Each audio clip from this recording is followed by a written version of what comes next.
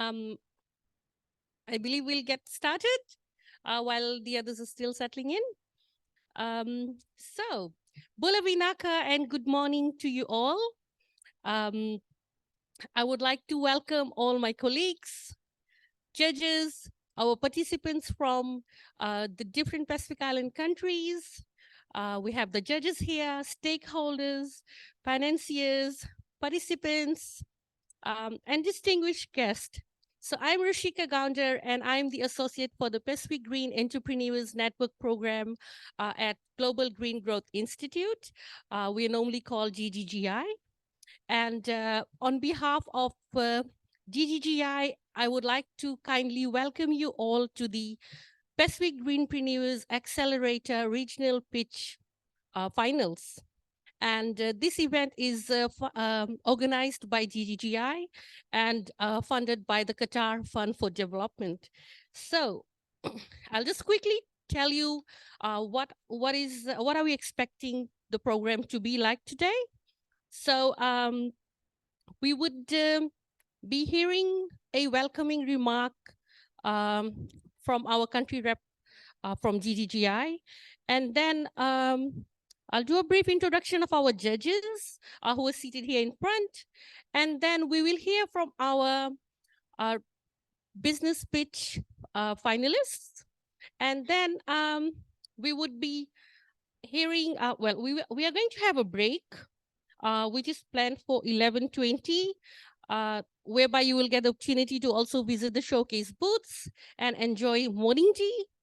And then we'll have a remark from our guest of honor, following which we will also have the announcement of the business pitch winners, handing over of certificates and trophies.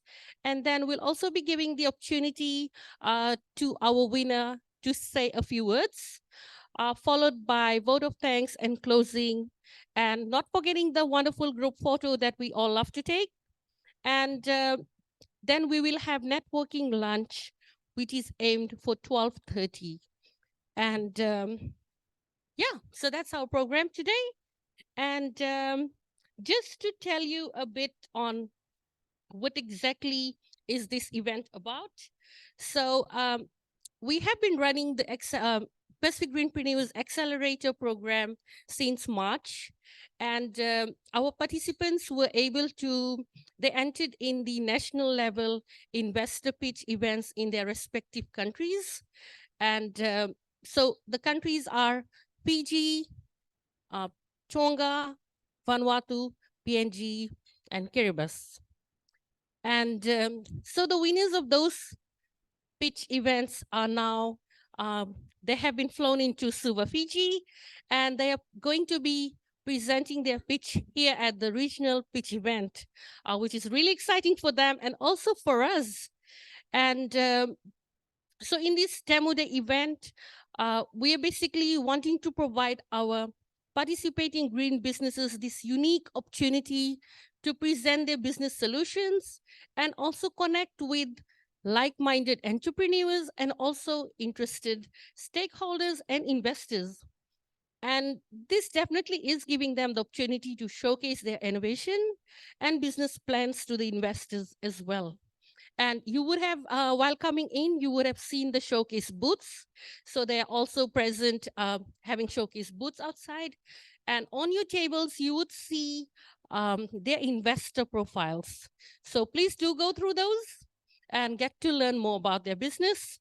And also you'll get to know more about them and their businesses during their pitch.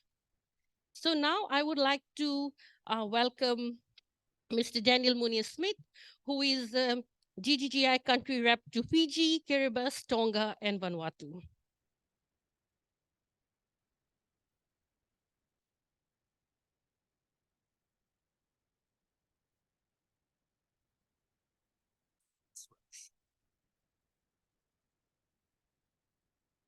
Bulavanaka, yeah, everyone can hear me. Bulavanaka, everyone.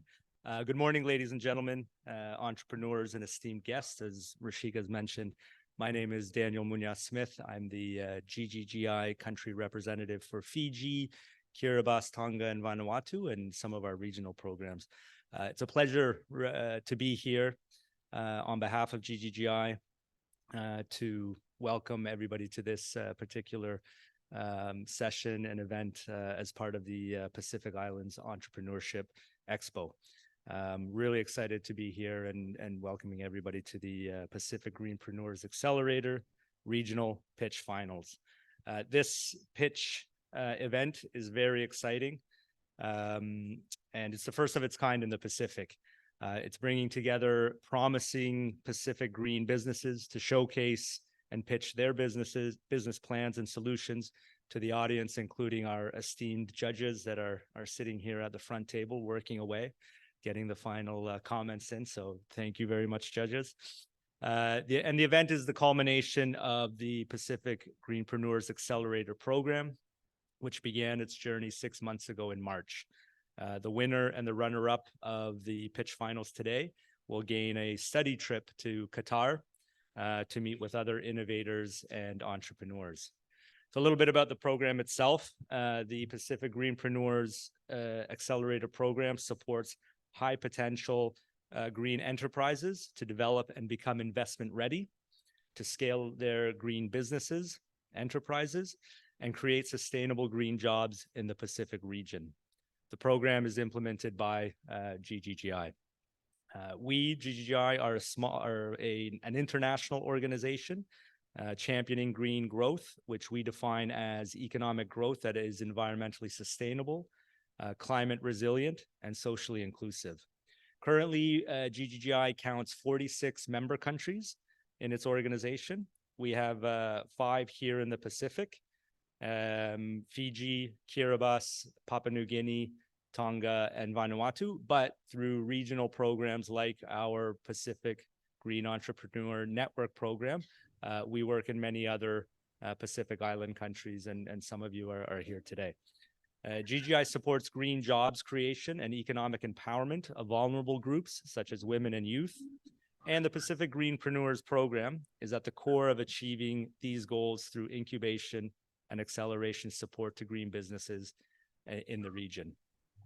As we all know, in the Pacific region, small and medium-sized enterprises, or SMEs, are the backbone of our economies, accounting for over 90% of all businesses and employing over 70% of the workforce. SMEs play a vital role in the sustainable development of our countries by creating jobs, stimulating economic growth, and promoting innovation. SMEs are particularly important in the Pacific because they are often located in rural areas and remote communities. This means that they can help reduce poverty and inequality by providing employment and income opportunities in these often less serviced areas. Additionally, SMEs are often more flexible and adaptable than larger businesses, which make them better suited to responding to the challenges of climate change and other environmental challenges, as well as global pandemics that we hope we don't have to encounter anytime soon again. Today, you are invited to this event to support green businesses and their innovation. Innovation is essential for sustainable development, as it can help find new ways to address challenges such as climate change and poverty. Our Pacific Greenpreneurs Accelerator participants, including the regional pitch finalists who are here today, are inspirational, innovative, and present huge potential for growth and job creation. From the Accelerator cohort, these pitch finalists have won the investor pitch event, which took place in their respective countries, and are now joining the regional event to showcase their businesses to the wider network of entrepreneurs and potential investors. The regional pitch finalists, coming from 5 Pacific Island countries, represent a variety of industry sectors such as agriculture, waste management and circular economy, handicrafts, aquaculture and ocean biodiversity conservation, and the hospitality sector. I'm very excited and honored really to be here today to celebrate the hard work and dedication of our greenpreneurs. Today, they have the opportunity to share their ideas with a room full of potential investors, partners, and other like-minded stakeholders. I'm confident that they will impress you with their passion, their creativity and innovation, and their commitment to making positive change in the Pacific region and in the world. Take a note to thank our resource partner, the Qatar Fund for Development, for its financial support. Really, without such support, we would not be able to bring together such an amazing group of entrepreneurs. I'd also like to again thank our judges for taking the time to evaluate these businesses. I've been in their seat in some of the country event evaluations, and it's a lot of work, but that shows the dedication of our entrepreneurs and the effort that they put in. So we really want to appreciate and thank you for your time. Again, your feedback and encouraging words will be invaluable to the entrepreneurs as they continue to grow, scale up, and build their businesses. Finally, and I think most importantly, I'd like to thank you all for being here to support our Greenpreneurs. Your support really does mean the world to them. It takes a lot to come up, share their ideas, build their business, and really, open up to a large group of people. So we really want to encourage them and thank them for their courage and you for your support. So with that, I think we'll kick off the pitch finalists. You're here, you're ready to show off your green businesses and impress people. So I'm going to wish you all the best with your pitch and hope you even beyond the pitch, make a lot of great connections here today that will help you build and continue to deliver innovative business solutions in the region. So again, thank you very much, and let's get started. Thank you.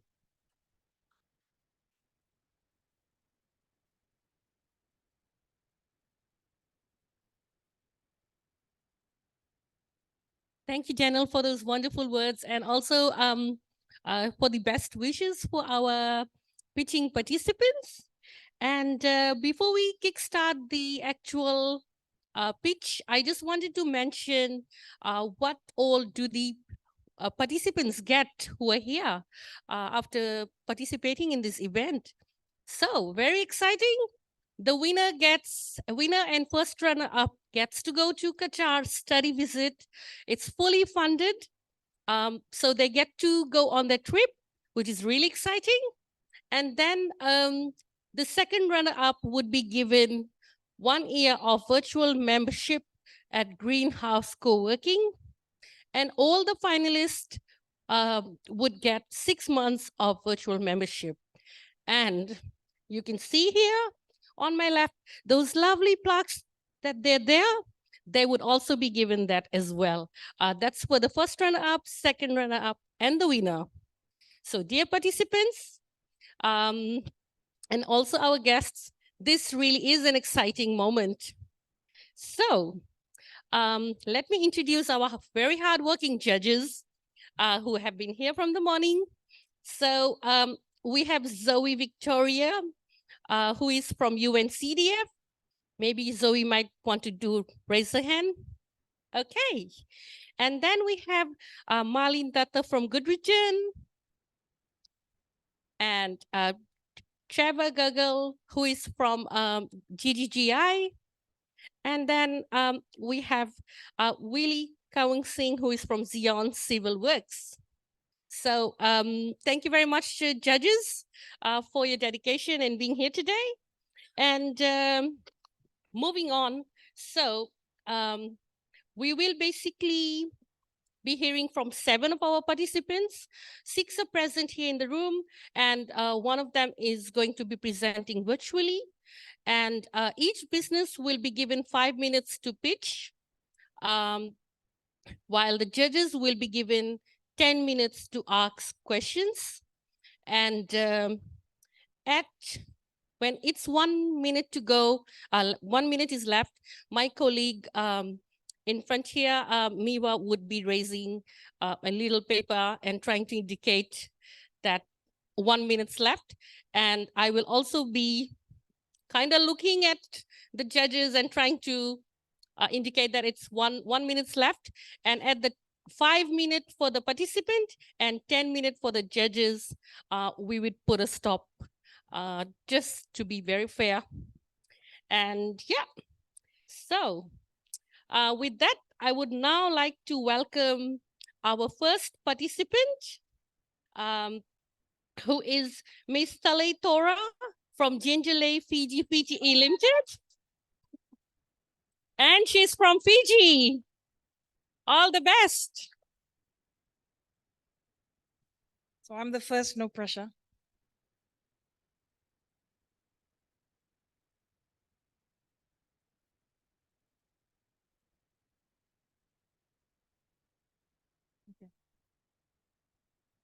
Bulavinaka, ladies and gentlemen, my name is Tale Tora, and I'm the lay in Gingerley. We are Fiji's first and only ginger beer company. We are Indigenous women owned. We run a small batch brewery out of Wailoloa, Nandi, and we produce all natural, non-alcoholic ginger beer. Some context. Fijian ginger is renowned the world over for its unique flavor and is high in oleoresins, or what we commonly know as spice. The problem.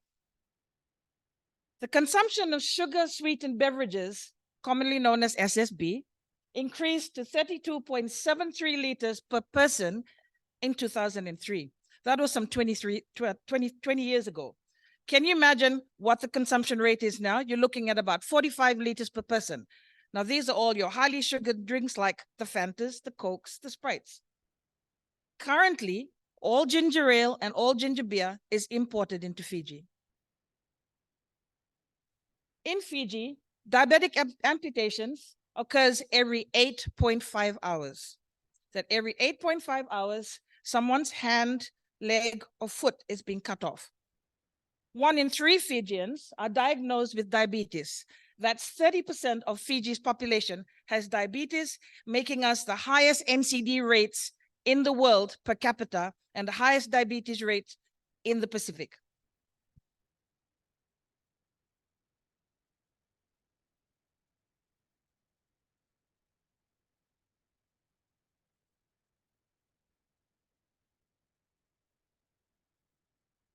A second problem.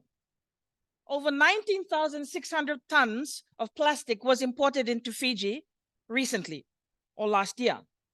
Out of that, 4,800 tons was leaked into the environment. That's into the streams, the rivers, the forests, and our seas. 45% of that leak came from commercial businesses, and the tourism sector is responsible for 13% of this leakage.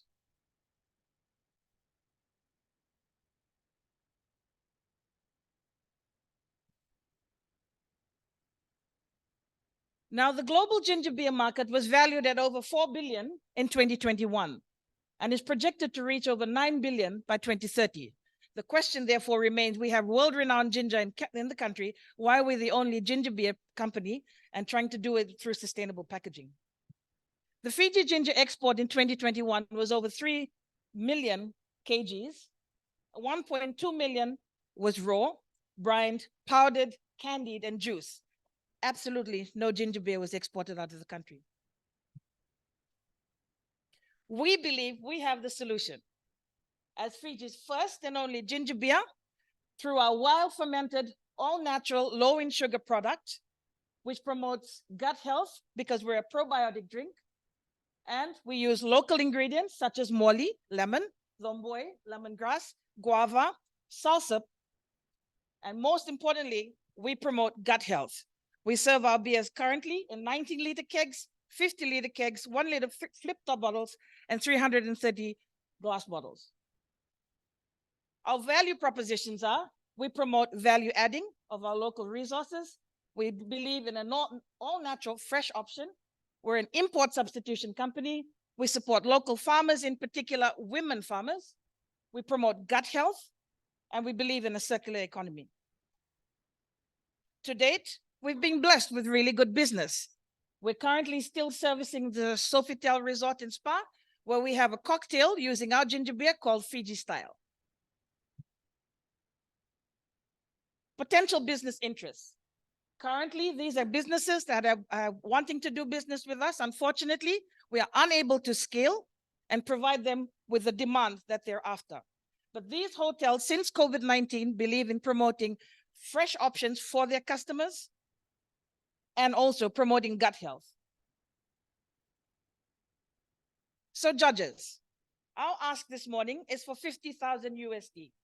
This will help us to buy the proper machines that we need to scale using aluminum cans. Why aluminum cans? Because we can recycle in the country. This will allow us to access strategic mentoring and coaching, because if you give us the money, we still need guidance on how we're going to spend it. We also need HACCP compliance once we get into exports, and then operations, so we can also train our staff. So judges, are you willing to help us share our ginger goodness and promote gut health to Fiji and the world?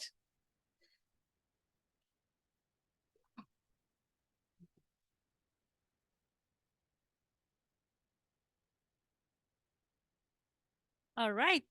So that was really exciting. So now we are going to give the opportunity to the judges.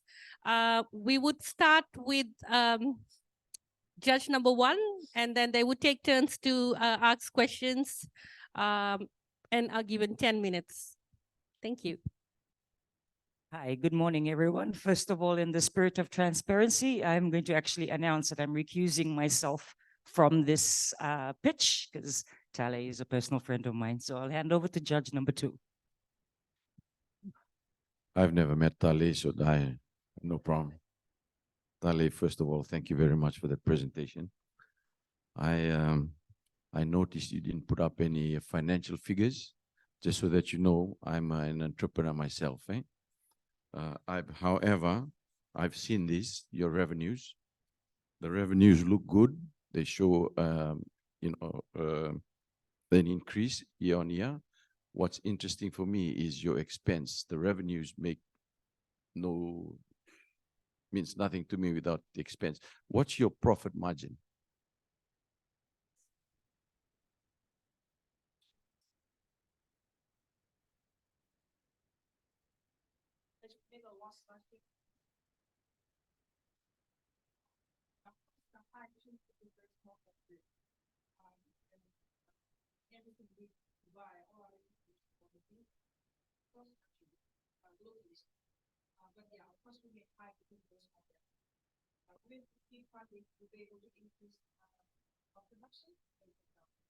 Okay, thank you. Just the second question and last question.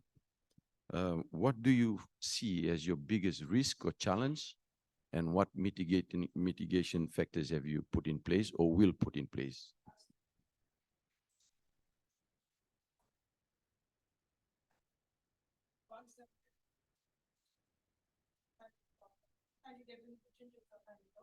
Mitigating factors that is we can cold press and freeze.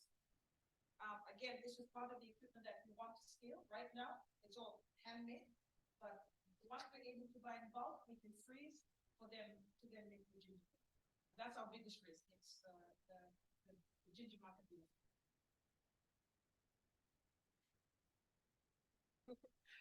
Hi, I would like to ask, are you using website or social media to do your branding? And I think you mentioned that you want to invest in being able to create more beverages and potentially export.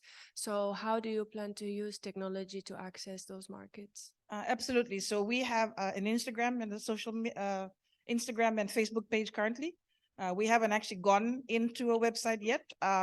Once we start retailing and we have an option for people to buy online, currently we're only servicing hotels and cafes. But that is in our marketing plan. Full disclosure, I'm a comm specialist by trade. It's my bread and butter, and it is in our marketing plan to scale using also social media and through website and online payments. Thank you, Tale. I just want to a follow-up question on the marketing side as well. And you mentioned in your presentation that you've tried looking at selling your ginger beer to hotels. Have you looked at other markets as well, like supermarkets and other ways where you can sell rather than just the hotels? Yes, absolutely. Currently, our ginger beer is wild fermented, which makes it an active drink. And so it's fresh and it can't stay on supermarket shelves for more than a month. And therein lies the problem. Once we scale with the proper equipment, we will be able to pasteurize naturally, because we're not going to use preservatives. And hence, currently, that's why we're servicing through kegs and reusable bottles. But yes, in our plan, once we scale, we can pasteurize. We hope to also reach the larger Fiji market through supermarkets. Yes. And another follow-up question on recyclable bottles. Like, have you thought about any other ways where you can incentivize your customers to bring in the bottles as well, to recycle them, to encourage them to bring it in? Yeah. Well, currently the bottles that we are using are reusable glass bottles, and the customers we do have through events and cafes, they return to us, and then we sanitize and we reuse. This incentive that we can have for locals is a buyback system. Fiji doesn't actually do a buyback system. They do it in a large scale, but it's by the kg at Coca-Cola, but there aren't enough options available in the cities and towns for people to then go and drop your canyon and get 5 cents or something like that. But that would be the incentive that we can eventually work in once we scale and get bigger. Thank you, Tale. I think that's all for me. We still have time. So any other questions, judges? Sorry. I noticed in one of your slides, I think it was like 30% that's processed ginger, value added, that's exported. And so you have a huge market of potential there. Yes. Who do you see as possible? What's your competition like? Well, currently our competition are all the imported ginger beers. It's currently when people taste our ginger beer, they liken us to Bundaberg because that's the taste that's on their palate, or ginger ale, a misunderstanding that a ginger ale is not a ginger beer. And so currently in this space, we're the only ones doing this, but our biggest are all of the imported ginger beers. So that's our competition. Okay, thank you. And because we have time, I'm gonna make use of the time. Suppose I want to enter into the market, the competition. What competitive edge do you have to help you stay in business instead of somebody else coming in and be in competition with you? Sure. So we're very proud that we are self-taught brewers, and it's taken us 6 years to get into the market. A lot of self-valuation on the flavors, trying different flavors, what works, what doesn't work, understanding temperatures. We went from doing this in our kitchen, from boiling in a pot, to now having fermenters, understanding temperatures, understanding the smell, understanding the type of ginger, the type of sugar even. Fiji sugar is inconsistent, and it does muck up our brew. And so the new player can come in, but the flavor profile that we have, which has taken us 6 years to perfect, there's going to be a massive difference. And we do have that threat. We have a distillery down in the West that's also saying they will put out their ginger beer. But what they're going to be putting out is not a fermented drink. They will be force carbonating ginger syrup, and we're sure about that.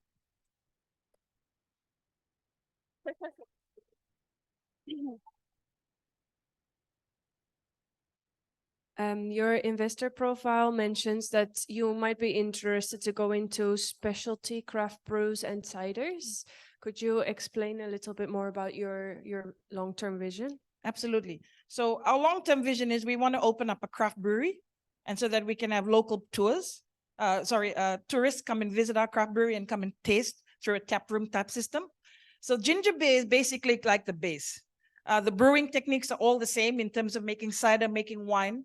It's just the different flavors that you use. And so we've opened up ourselves to a wonderful world of brewing. Ginger beer is just the start for us. We can get into local beer using ndalo, using tapioca as starch. We can also use other seasonal fruits. So it's just the beginning. But the technique we've taught ourselves, and we've got it right.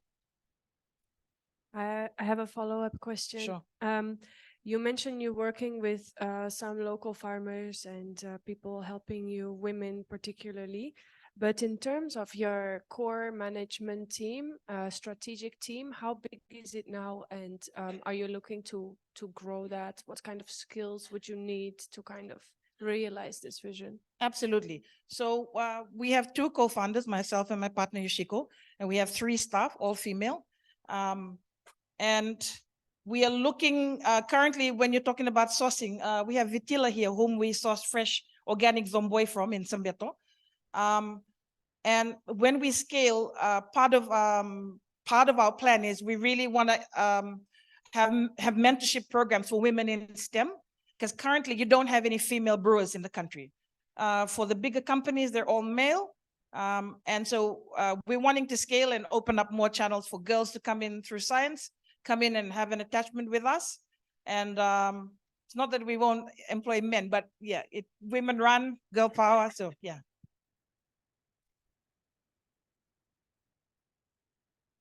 All right. So thank you, judges. We have like 50 seconds left now. So would you like to ask a question in 50 seconds? Well, 45 now. All good? Okay. So thank you very much, Tale. I think she deserves a huge round of applause.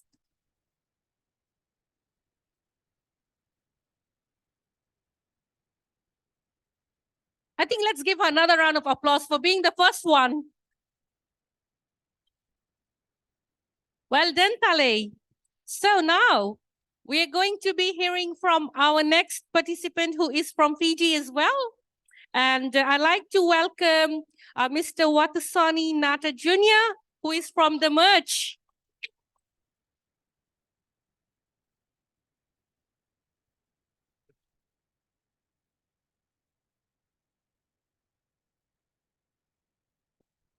Answering questions is remain.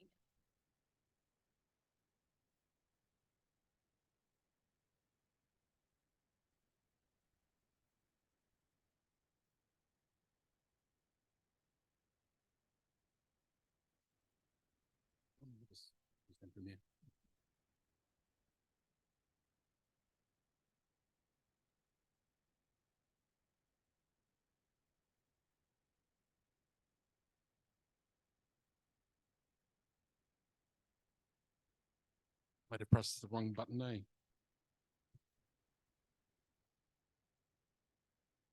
Down.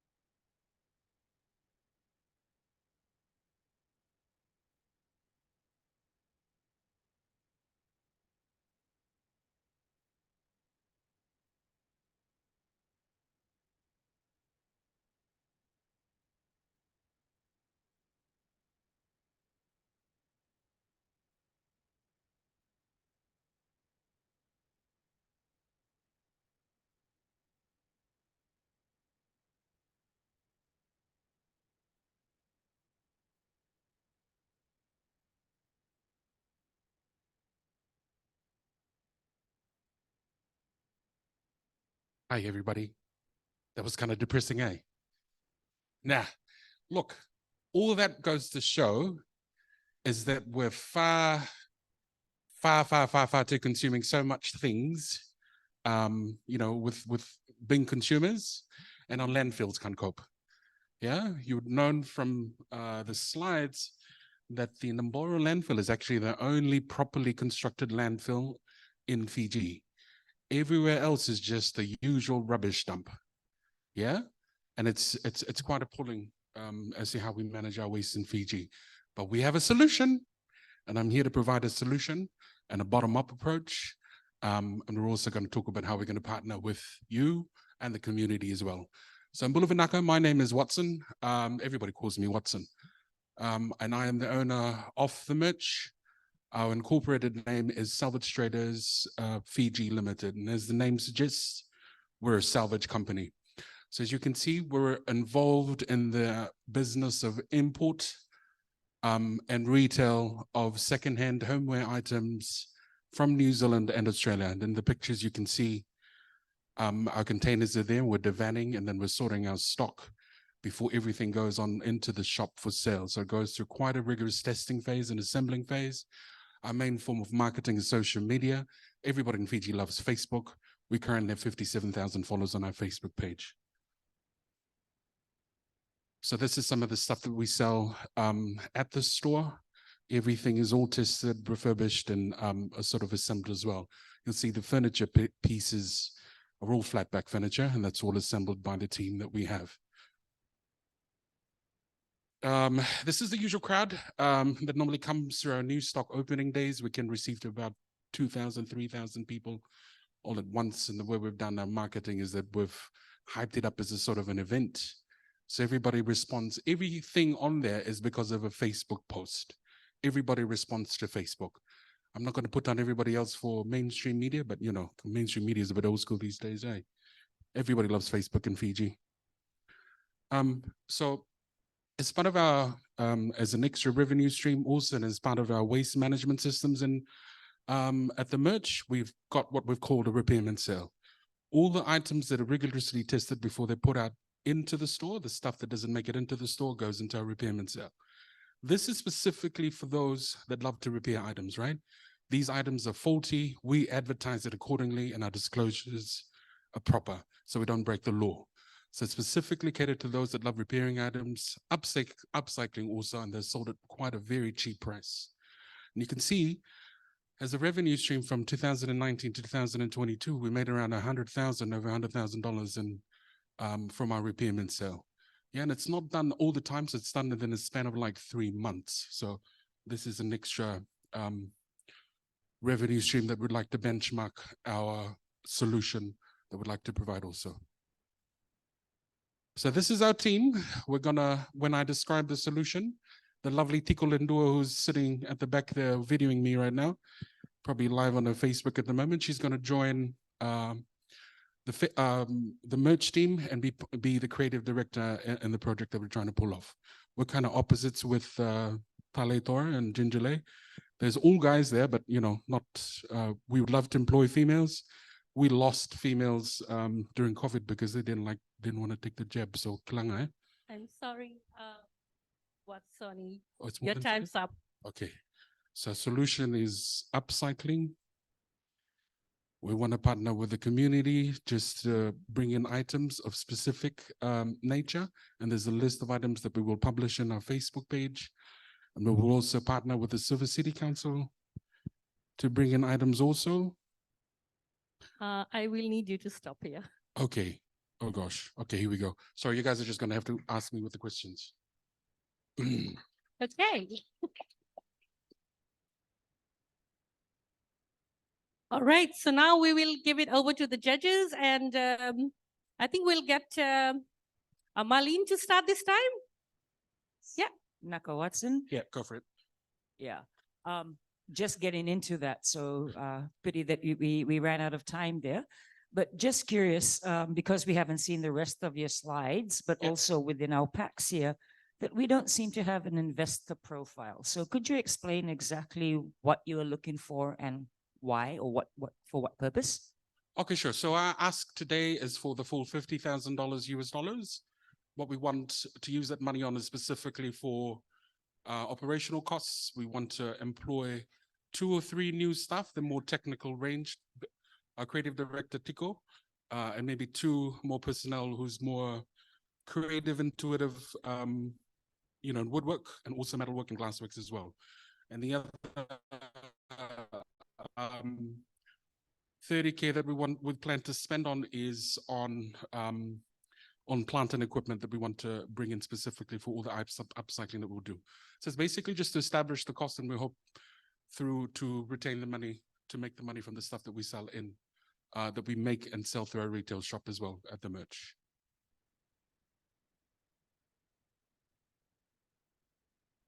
Thank you, Watsoni.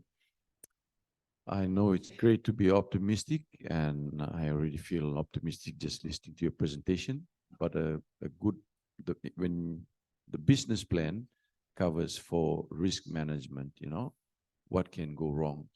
What's the biggest risk in your business, and how are you? What mitigation plans do you have?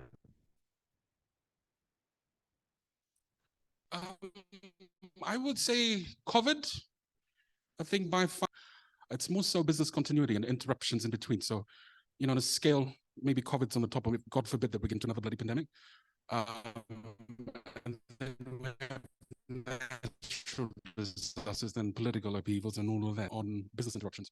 So this is just another example of getting into another revenue stream. Because I import items, I was drastically affected through shipping. Inconsistency in shipping. So this is what I want to do. If I go into this as an extra revenue stream, upcycling as well. Yeah, so when I partner with the community, we're going to advertise for a specific list of items for people to bring in and not put it out in the trash. We'll then convert all that trash into cash by upcycling and selling. So my raw materials, so to speak, will just be sourced locally instead of internationally as well. So I think really the main risk mitigation factors covered, and this is how I plan to, one of the ways to mitigate that.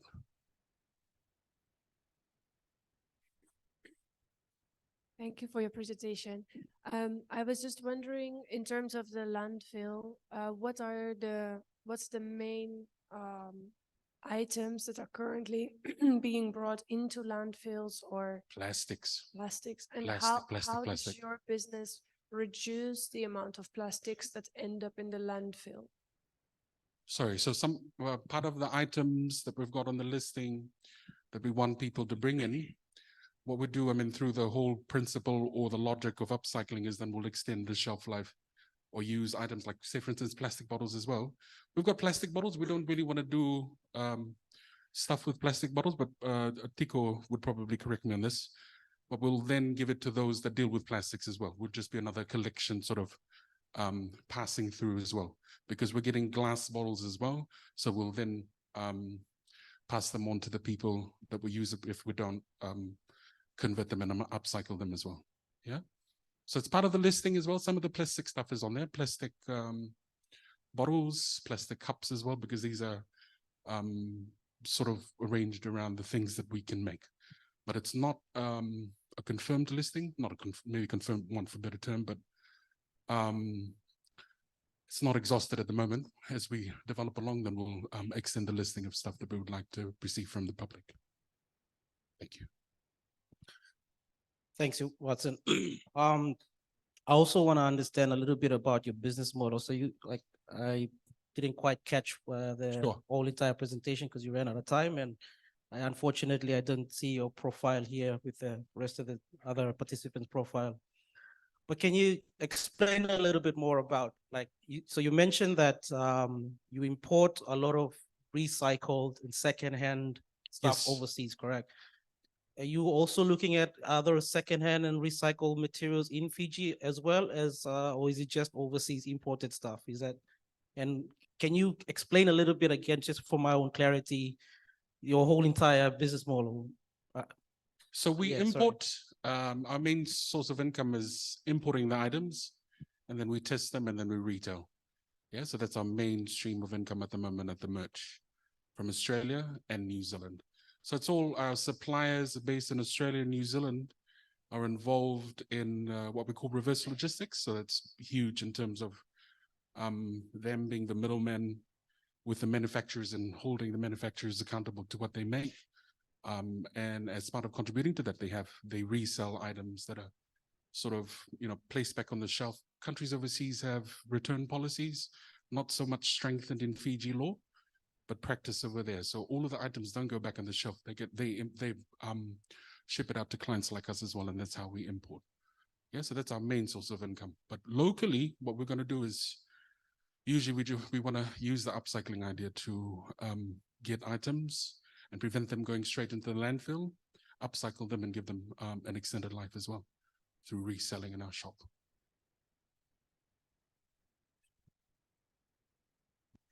Hi, thanks. I noticed from your slide from when you said you started in 2018, was it to 2021? Understandable, that was during the COVID period peak as well. But during those 3 years, your revenue was roughly 100,000. For the repayment sale, yes. Yes. So your projections triple that almost. You've got 100,000 per annum now. What's your plan to, or what confidence do you have from increasing from 30,000 to 100,000. Okay, But yeah. so with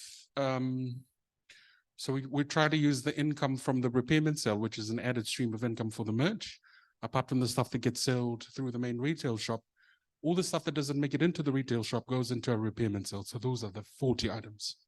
So for the span of that 3 years, we made 100,000. Yeah, but it's not consistent because our repayment sales happens every 3 months, intervals, 3 months, 4 months, as we accumulate stock. Yeah, so we're using that as a benchmark. Now we're going to get upcycling stuff. So we're going to use stuff from our repayment sale, also with partnership with the community and getting items in terms of their rubbish. And then we're upcycling, because the difference between the repayment sale and the upcycling is we're adding value to items. So therefore the costs will go up in terms of how much we retail. And you can have a look at our booth outside in terms of examples of items that we plan to upcycle and sell through our retail store as well. So there was the repayment sale figure is a benchmark for this. So it was around 100,000 for the span of 3 years, but it's inconsistent because it's not on a daily basis. This will then be on a daily basis. So that's one factor to consider. And also, you know, it's a consistent supply, and we'll be upcycling as value. So the value of items increase as well. So that's why we've sort of projected it to be around 100,000. But give or take, we'll see how we go.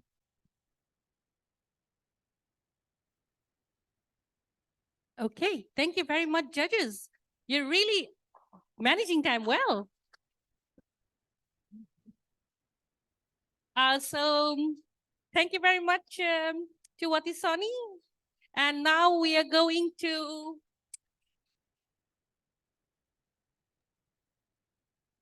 thank you.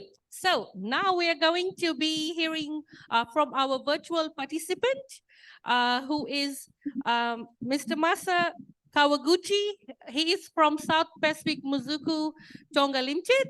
And I'd also like to acknowledge that we also have participants joining us online to actually witness this regional pitch event happening.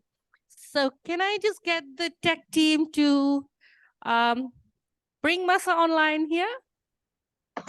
And okay.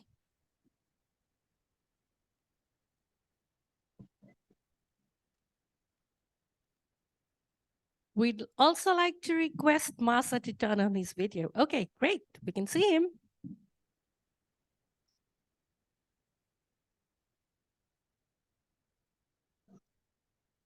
Everyone can hear me?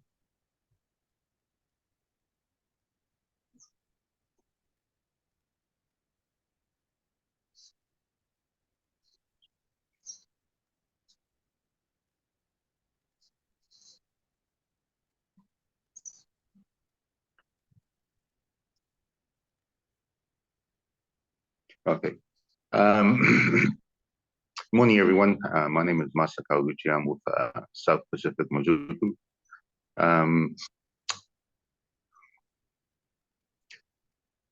Today we're going to talk to you about limu fukoidan. Now, limu is known as seaweed throughout Polynesia. Fukoidan, you'll know more about fukoidan after this presentation. Next slide, please. Now, what is fukoidan? Fukoidan is a sulfated polysaccharide found in brown seaweeds. Basically, what it is, it's a natural sugar which is found in the brown seaweeds, which has all of these special benefits. And what are these benefits? Well, it slows down blood clotting, it prevents the growth of cancer cells, has antiviral, neuroprotective, and immune modulating effects. It's also effective in treatments of various cancers, like lung cancer, carcinoma, and breast cancer. It helps with weight loss and improves obesity and improves osteoarthritis. It also increases effectiveness after influenza vaccination and improves on skin damage from photoaging. Next slide, please. Now, limu tangao is a natural sea plant, which grows in Tonga from August to December yearly. Hence why I'm not able to join you people today, is because we're busy harvesting muzuku. Now I've got some of the good stuff here. This is our Mozuku seaweed. You can see. It's all natural from the sea. And it's only found in two places in the world, which is Okinawa, Japan, and in Tonga. Traditionally, it is a food in both countries. However, it has been used in it's used in nutraceuticals and pharmaceuticals, also cosmetics, because of its high fucoidan content. Next slide, please. Now, our vision is to grow and develop the Mozuku industry here in Tonga by creating our own fucoidan products and also creating more opportunities for our communities. Our mission is to add value to our Mozuku, and by doing this, we'll be able to bring more income back into Tonga and also reinvest in our communities. Our purpose is to replicate the Okinawa Mozuku industry, where we have multiple farmers farming Mozuku for export and for processing locally. This will lead to also increased Mozuku in decimated areas, which have been affected by global warming, and it will also stimulate the growth of wild Mozuku. Next slide, please. Our unique value proposition is to establish the first fucoidan processing plant in the Pacific. We will create our own fucoidan products, utilizing our own natural oils, herbs, and spices in body care and cosmetics, which will give us that point of difference from other Pacific islands with the same oil, herbs, and spices. We will also develop our own fucoidan products for health and well-being, focusing on NCDs and immune deficiencies that are harmful to us. So join us on this journey and let's start making a difference. Now, our business model is to sell our fucoidan in bulk to existing customers we export raw Mozuku to. These are customers that manufacture fucoidan from our seaweed. So instead of them manufacturing it, we'll manufacture it and they can add our fucoidan to their existing supplements. We'll also focus on creating our own industry here in Tonga, where we will sell our own fucoidan products to cruise ships, especially tourism. We've got an estimated 30,000 visitors that are coming here to Tonga over the next year. And by setting up stores at the wharf, we can sell our fucoidan products directly to them. Online sales through social media, Facebook, Instagram, and also the establishment of our own website, limufucoidan.to. Distribution will be set up in New Zealand for lower costs and better access to freight worldwide, and also local sales of, especially with the rising numbers of NCDs in the Pacific. Fucoidan will provide our people with immune boosting supplements that will enable them to combat these ailments. Now, business plans, growth, and projections. First year will be slow, but it's only upwards from here. Next slide, please. And how your funding will be used. 10,000 will go into development of more research and development on body care. 10,000 will also go into fucoidan supplements, and large majority will go into sales and marketing, which will be online sales and website development, etc. Now, the team to make this happen is myself, with 20 years experience in Mozuku industry. I've got my wife, who will be focusing on sales and marketing. And we've also got Professor Lindsay White from AUT, who will be developing our fucoidan. We've also got Hiting Gan, who is our accountant, and he's also focusing on market access and development of the Chinese market. So that's it for today, guys. Let's start making a difference with Limu Fucoidan. Thank you.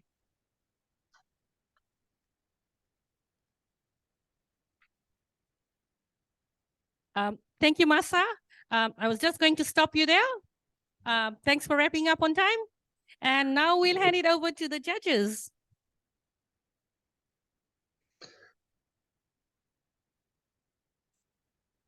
Sure, okay.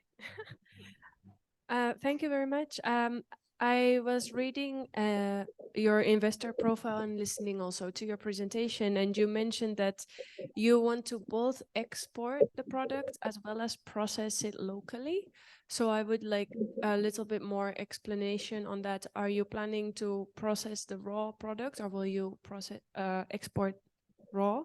Or will you process everything before exporting it into value-added goods? And also, if you could share a little bit about the demand for unprocessed and processed goods locally and overseas, and the profit margins that come with that. Thank you.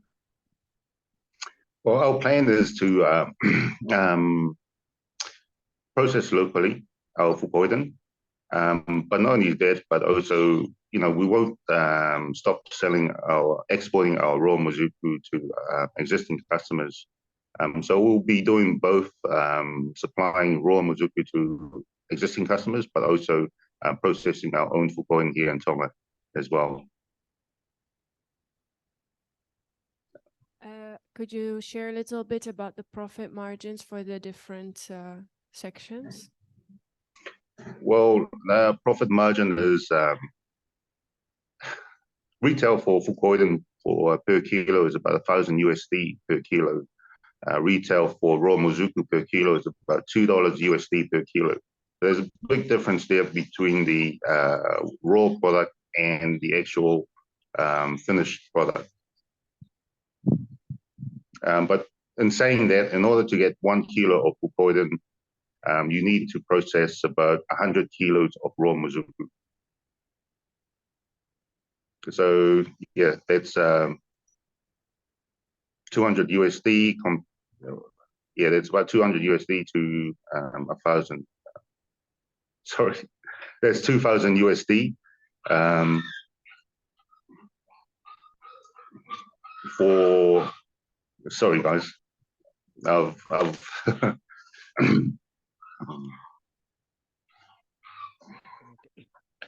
Thanks, Masa. Just seeing the camera over there so you can see me. My question's on the environment side of things. I just want to ask, and I quickly had to Google this, mozuku. I understand from Google that it's made from a seaweed from Japan. Is the seaweed that you use to make the mozuku in Tonga the Japanese seaweed, or is it a local seaweed from Tonga? Well, it's a local seaweed in Tonga. We know mozuku seaweed here as limu tangau. So it grows locally here in Tonga. We have like opposite seasons with Okinawa. So it grows during the winter time, autumn time in Okinawa, which is our summer, springtime. And over here it grows winter, autumn, which is the summer, spring of Japan. So just another follow-up question. So what are some of the factors that are contributing to the depletion of that seaweed in Tonga? There's a lot of environmental factors that affect the growth of seaweed. And we just have to adapt to these changes. At the moment, we're seeing less seaweed in areas where there was abundance of seaweed. And it's just basically what it is. It's just global warming, changing water temperatures, salinity. All of these factors contribute to the growth of seaweed. And how we adapt to these is we are able to farm our seaweed in different areas, especially areas that have been decimated. And that basically it kind of like enables it to grow wild in these areas. So we're kind of like reintroducing our seaweed to areas that have been decimated through global warming. All right, thanks. I think that's all for me now. Hi, thank you for that lively presentation. I know it's not difficult to do these things online when everybody else is in around a room, so thank you for that. I'm very impressed with your regrowing strategy that you have in place, where you will be actively looking to basically regrow all that has been lost so that you have a sustainable supply. So that part is impressive. I'm just curious though, you're asking for 30,000 for branding, for marketing. Does that include sustainable packaging? Because I'm looking at your pictures here and I see plastic packaging, aluminum packaging, etc. So I'm just wondering, you have the right sustainable models in terms of your supply, your harvesting, etc.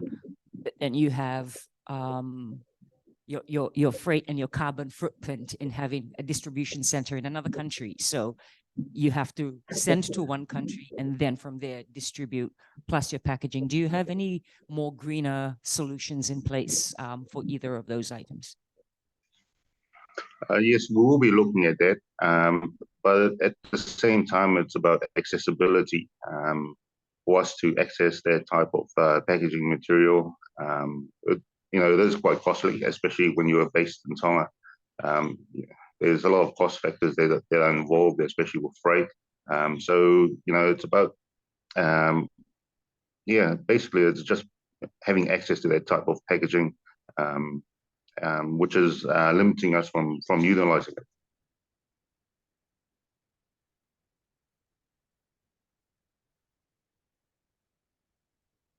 Maloilele Masa, thank you very much for your presentation. I just want to thank you for making me hungry. I wish I could taste that seaweed. On your first slide, you mentioned some of the many benefits that your product has to offer. From a marketing perspective and to further enhance the marketability, do you have any scientific backing to prove your statements, your claims on the first page, slide? Yes. Fukoidan has been around since the 1970s, 80s, 90s. So there's a lot of research that is available on Fukoidan. Now, our largest export market is to the Fukoidan industry. Basically, 90% of our seaweed is exported to Fukoidan manufacturers overseas. So the research is out there. You can even, all those, the facts on that second slide, you can just Google it and it's online. Yeah. Okay, thank you, Masa. So I'm convinced. I give you the money. Now my question to you is, okay, Masa, I'm giving you this money, but what could go wrong? Have you done that analysis? Yeah, there's a lot of things that can go wrong. Like for example, the biggest risk for us is environmental factors and that affect the growth of our seaweed. And we've experienced this in the past where the water temperatures were too cold and we weren't able to harvest any seaweed during that time. But we've also adapted as well to some of these changes. Like for example, our farming of seaweed, we're able to prolong our harvesting of Mozuku seaweed through farming. Whereas if it's just the wild harvest of Mozuku, it's the time the time period, you only get like 2 to 3 months to harvest wild Mozuku, whereas if you're able to farm it, you can stretch it out to about 6 to 7 months. So that's the difference. That's how we've adapted to some of the changes with the environmental factors that affect the growth of Mozuku. So it's all about adapting to the changes, to the risks out there, and and just trying to make it happen, pretty much.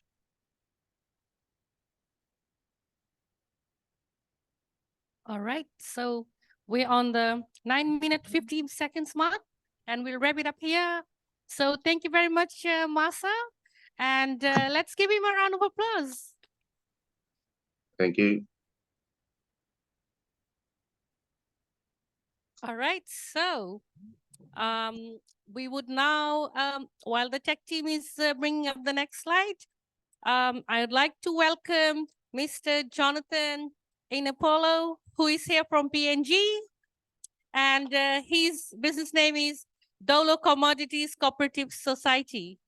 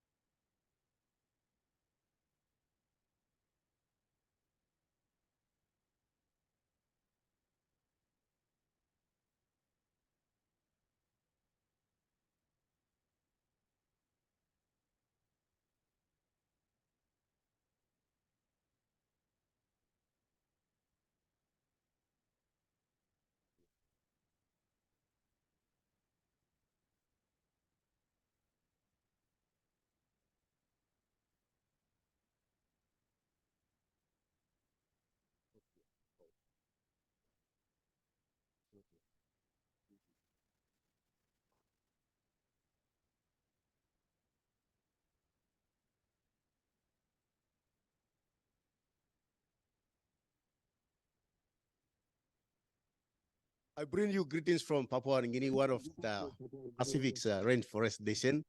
My name is Jonathan Inapelo. I'm the founding chairman and lead director of Dalo Commodities. This morning I will be doing my presentation on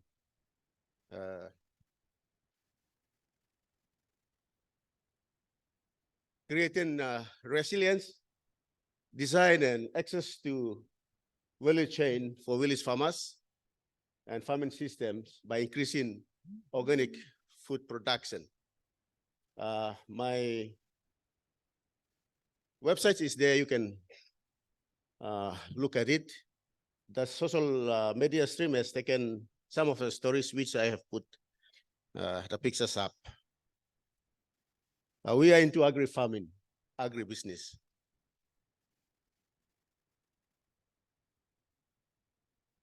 Okay, we want to address the continued food loss, the problem that we have in the Pacific due to climate change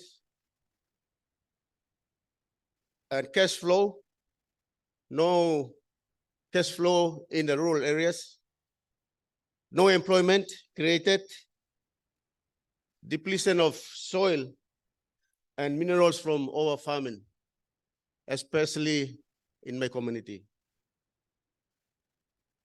I'll just give you some little time to look at it. I won't touch on that, but I'll just go through because 5 minutes is too short.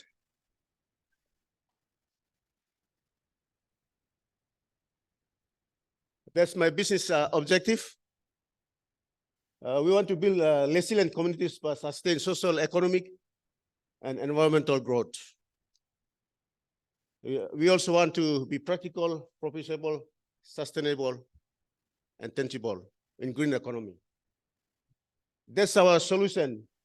We will do we are into 3 business areas like smart farming, farm gate pricing, and doing quality production that meet the standard to be able to export our products to overseas as well as in our local markets.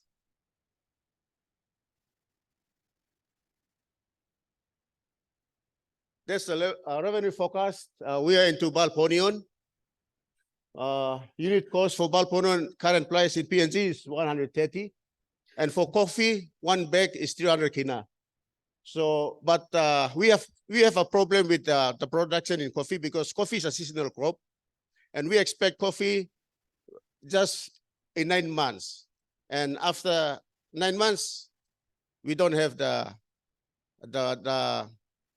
season is stopped, so we have to get from another area to maintain the consistency in our market and sales to meet our monthly cash flows and supply chain in the plan. So I will further explain that later.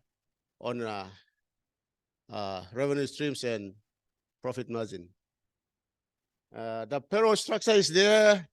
PNG government has put minimum wage 350. Since we operated in the rural area, we want to pay our staff to make them appreciate, to make them happy to work more, to increase production, to hit our targets and our markets. So that's a payroll structure for. Currently, we have a bank opening accounts and savings with our farmers. So that's the payroll structure for our farmers. Thank you. Okay, that's revenue streams and profit margin. For bulk onion, in 1 year, we expect 360 units. And so, as well as for coffee, and the other revenue stream is for our monthly income from rentals.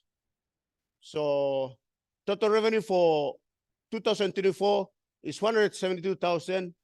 The variable cost there, 66,000. Fixed cost, 53,000. And profit margin is 53,700. And we want to invest our profit to create employment to others, as well as to invest in other areas that can grow our business. So for 2025 there, you can have a look at it. I think it's clear. And we will increase the profit to meet the half of the production units. So that's the profit margin. For 2026 is 259,000. That's my very hardworking team, more passionate about development and addressing poverty. That's a value chain. We based in a rural area. Most of the cooperatives is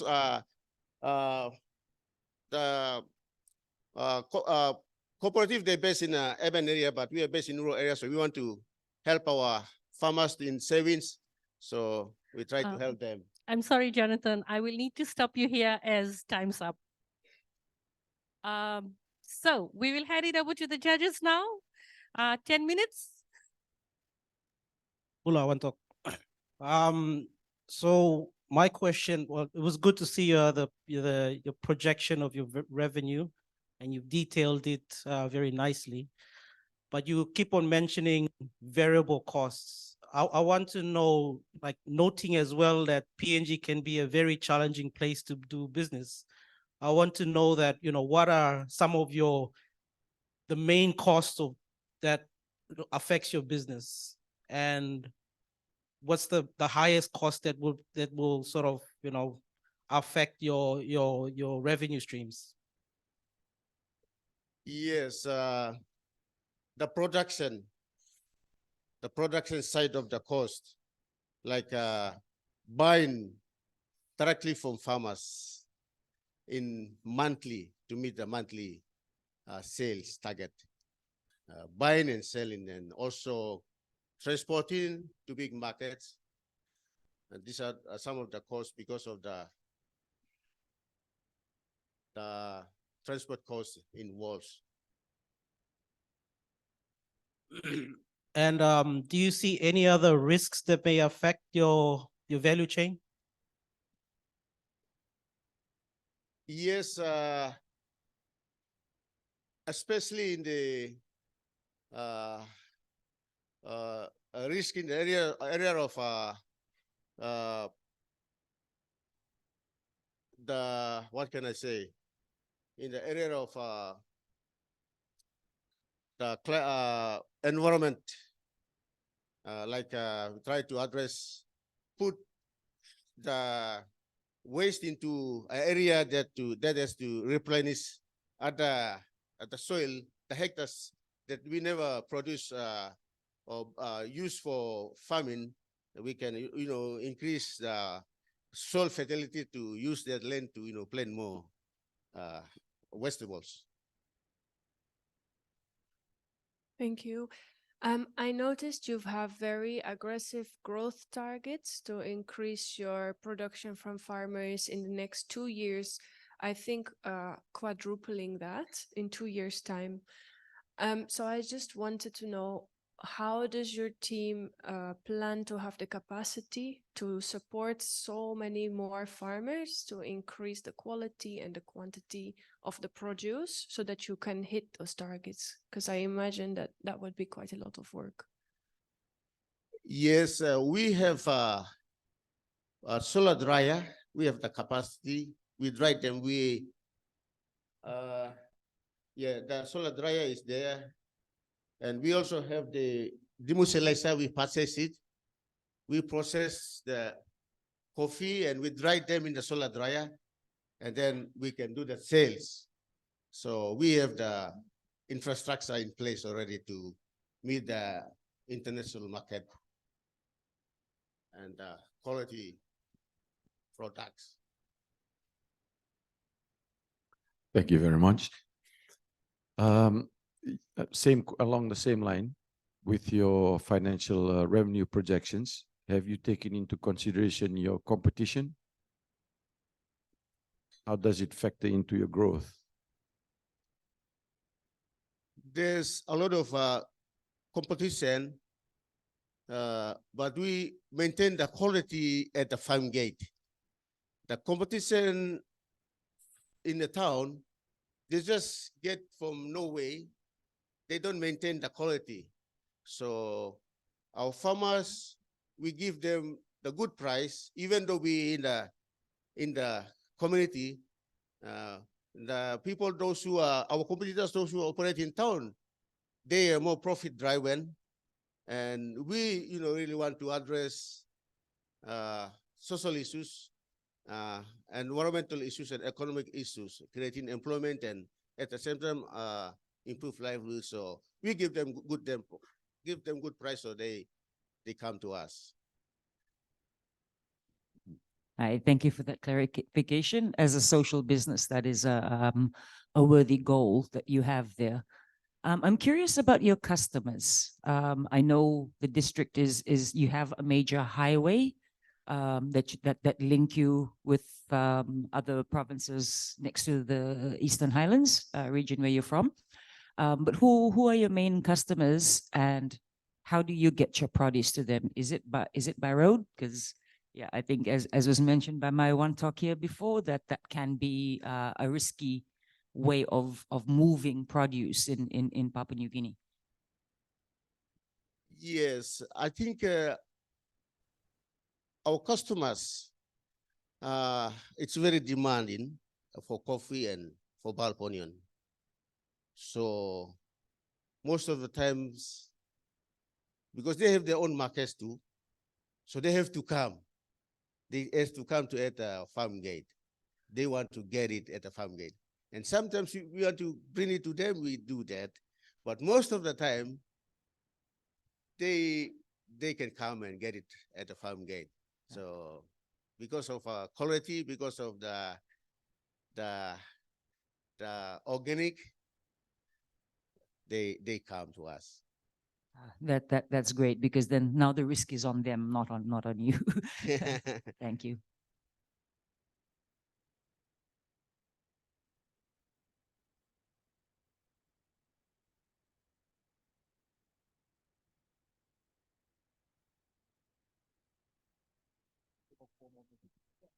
Another question. So you say you work with a lot of farmers. I just want to understand a little bit about like your farmers and where you're buying from. How many farmer groups do you have? And and is it just in the region in your community, or do you also buy from outside your community as well? I only work with my farmers, those who are registered with me, but I also open markets to others. But my farmers, we have 300 farmers, registered farmers. They are into coffee and bulb onion. So now we're targeting 2 million coffee trees. We put them into cluster groups in each villages. So because of the the carbon trade in the government of PNG is regulating its market. We are trying to into it now. So to rehabilitate and plant coffee as well as tree and for these 300 farmers. So, but actually our other farmers from other centers, since they are desperate about market, we also buy their produce. Thank you. So probably just a follow-up question to that. The 300 farmers, are they contracted to supply you, or are they free to, if somebody else turns up to their farm, they can sell it to them as well? Because there's a benefit, savings and loans, other benefits. So they are contracted. They are registered member. So they have the choice to sell to other markets, but they will only give us priority because this is a community-based and it will also help them. So in the long run, in the long term. So. Just another follow-up question. How many of those farmers are women farmers? We have from 1,600 households, we do have around 450 farmers, I mean women farmers. And we also work with widows. Their husbands passed away, so we support them, the widows. We have around 30 widows working with us in coffee and in Balponion. But we give them priority, these mothers, because we are socially inclusive approach we are taking. That's good. I think possibly the last question, do I have time or no? 1 minute, very quickly. Okay, now I've forgotten my question. Sorry, the question, yeah, it's gone, sorry. Thank you very much. Thank you, Drew. Thank you. Thank you. Okay, so thank you, Jonathan.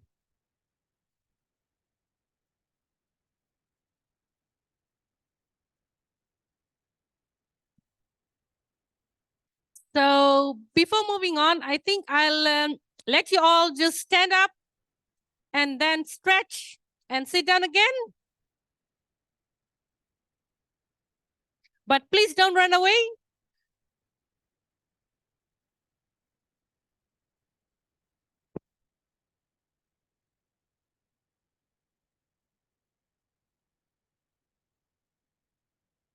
All right, so before you guys run away, I'll get you to be seated. And just to let you know, we will, after this, we're going to have 3 more pitch. One is from Papua New Guinea, then Vanuatu, and then Kiribati. So, good mix, right? And after that, then you would be given tea break, which is planned for 11:20. So, and after the 3 more pitch, then after the break, we would be allowing the judges to do their scores, and we would be having our remarks from our guest of honor.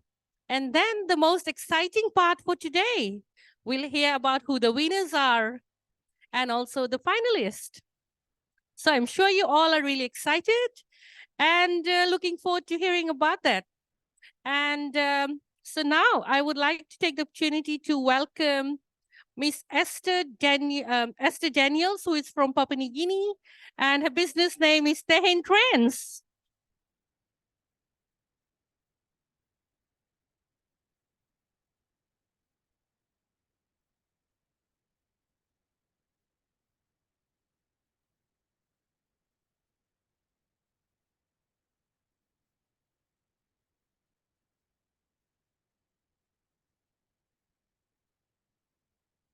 Good morning, everyone.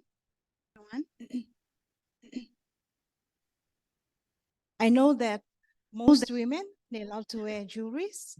Jewelries accentuate fashion style, and jewelries give confidence and empowerment to the wearer.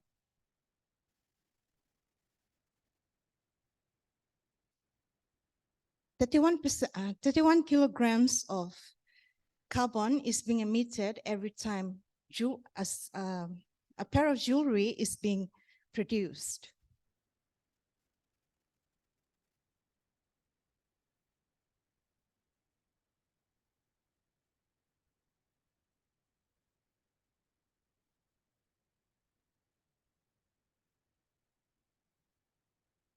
Biodiversity is being lost every time there is mineral extraction, and also waste is given off. What is our solution to this? Tehina Trend, we use natural resources that is readily available in the environment, and it will minimize carbon footprint. And also we use very simple hand tools that is very safe for the environment and safe also for the indigenous artisans. Apart from climate impact, what other solution do we have for social? Now, because of our collaboration with a lot of indigenous artisans, we engage them to help us create jewelries out of hand tools, very simple hand tools. And for this, they are also earning extra money. And because of our trainings too, we are training them to know how to create advanced techniques, to incorporate advanced techniques in the jewelries.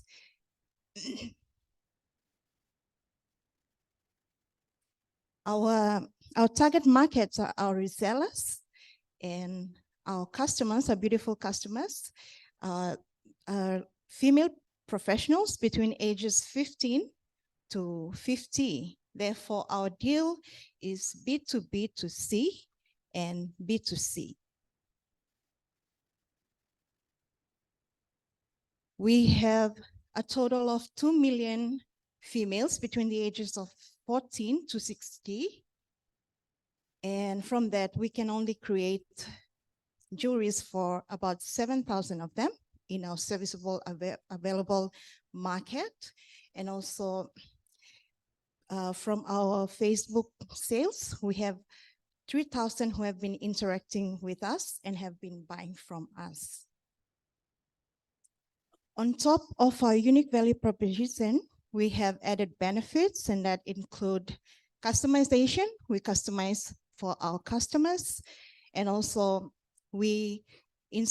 apart from selling jewelries, we also educate our customers, and we inspire them to learn about their culture and also other cultures. Our unique value proposition. So from our first prototype, I created about 50 different styles. And from our KPI, against our KPI, I chose the ones with the best profit margin, the highest profit margin, the highest monthly growth, and the lowest promotional cost. Therefore, our unique value proposition is number one, our products incorporate cultural significance. Number two, it also involves, we add a twist of modern art to it. Also, we have natural mix. And lastly, we have natural twist.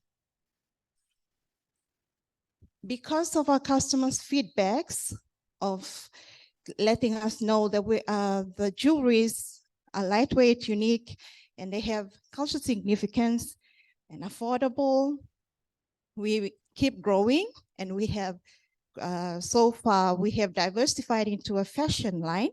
We have been on 2 runways so far, and also we have opened an airport shop. And at the airport, we've been exposed to a lot of tourists who also they keep on telling us to diversify into other products such as belts, etc. financial projection, we in the 6th year, we are looking at making about 200,000 in income. And because our cost is low, because we get shells and other natural products sourced within our area locally, we will have a profit margin of about $195. Our team includes myself and other 2 very skilled artisans, a very skilled tailor, and also we have a handicraft or jewelry mentor, Nitya Simad. Esther, I would need to stop you there. Your time's up. And we will hand over to the judges now. Thank you so much, Esther, for your presentation. I just wanted to ask about your financial projections. I see that you're projecting year-on-year growth in your revenues. However, your costs are going down and down until 1/3 of what they are now. So I am wondering, how are you expecting to scale your business so significantly while cutting your cost to 1/3 of what it is now? Thank you. Thank you. Our inventories, we are cutting our costs. The reason why we are cutting our costs each time is because every time we order from our local artisans, they continue to give us low prices, and the prices go lower and lower. And it's in future, it's something that I will look into doing to increasing our costs. But for now, it's about getting in bulk from our customers. And because also our rent at the shop, which we are now showcasing our products, is only the NAC at the airport in our province is only giving us 200 kina for fortnight. So it's, for us, it's we're looking at bigger profits.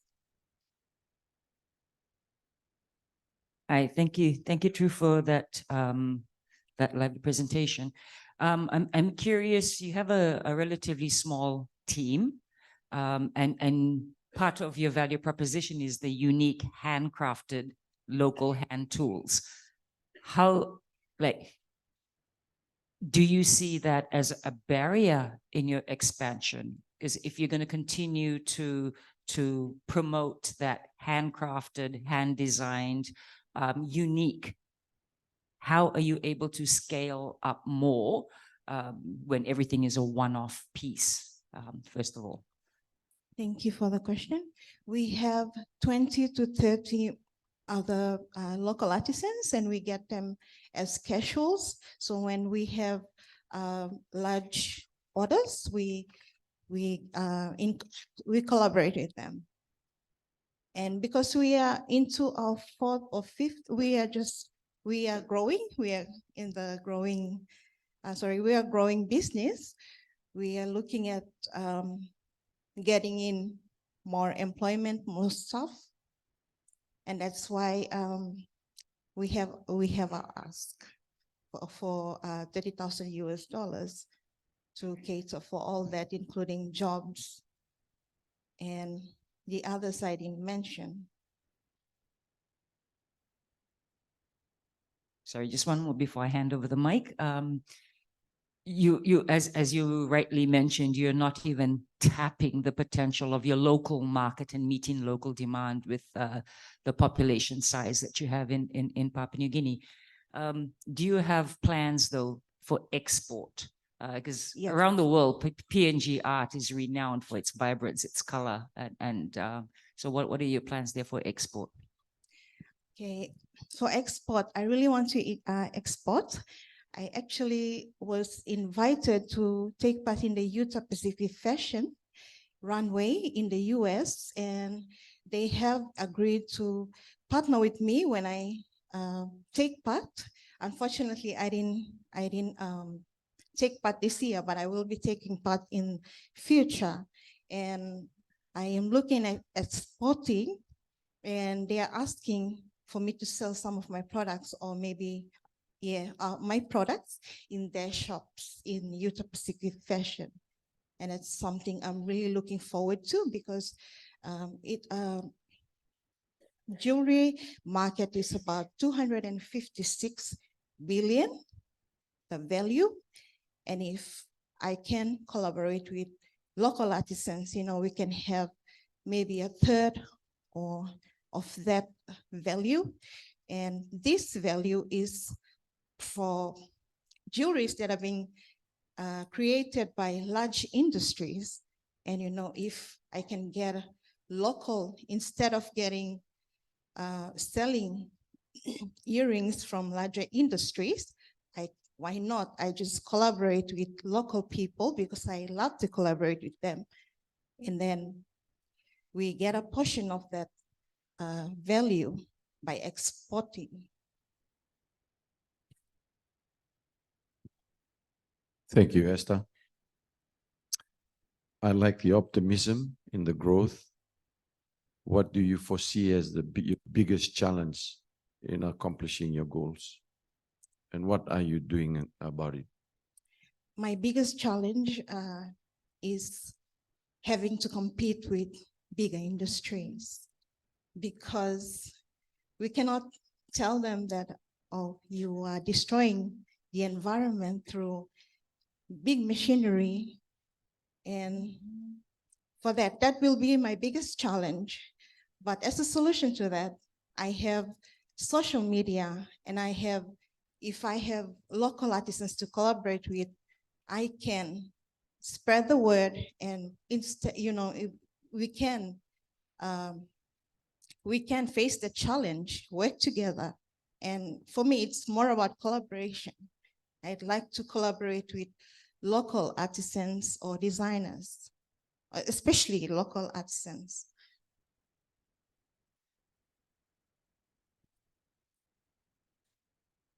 Thank you, Esther. I wanted to ask a question regarding your ask.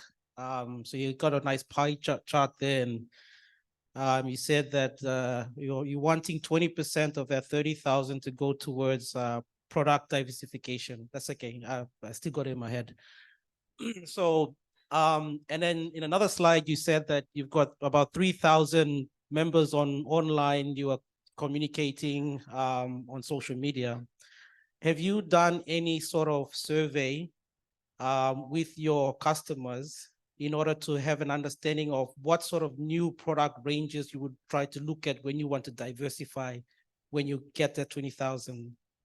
Yes, I have been communicating with a lot of my customers from my shop, because I have a online shop on Facebook, and also I have a shop at the airport. It's an arts and craft and a small boutique shop at the airport. And there's a lot of tourists who have been coming in and telling me that they want, instead of just necklaces, the men, they want buckles. They want buckles, and they want handmade stuff.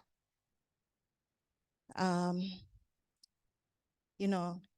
have also diversified into a fashion line, and that's something that a lot of tourists have been asking. They've been asking to have a variety of garments, and also especially the shell products. Just another follow-up question there. So like, again, this going back to the raw materials that you will be buying from your, say, women artisans. Do you see any challenges that may affect you trying to buy the raw products and then producing your new product ranges? Any sort of factors or challenges or risks that may be involved in affecting your purchase of the raw materials? Not really, but it will be a challenge trying to export them out, because of the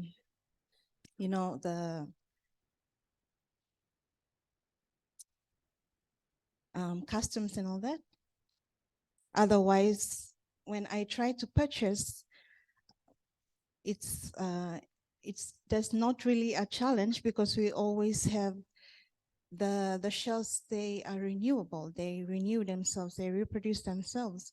And it's not like something that is extracted like gold or silver, where when it's extracted, we will not find it again. We will wait for years. But this one, they reproduce, and whatever we ask for, they always provide it. It's always there. We're surrounded by a community of very skilled artisans, and our unique value proposition, our advantage above our competitors is that our artisans are able to dive into deep waters and get very unique shells. So always there. All right. So thank you very much. We've finished on the 10 minutes. So let's give a round of applause to Esther.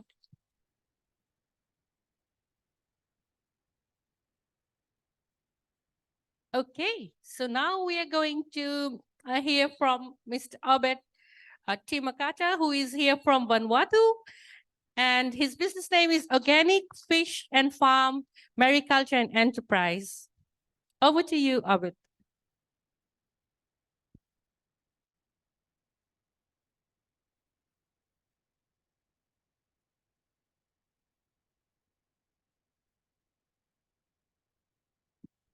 Rashika. Morning, everyone.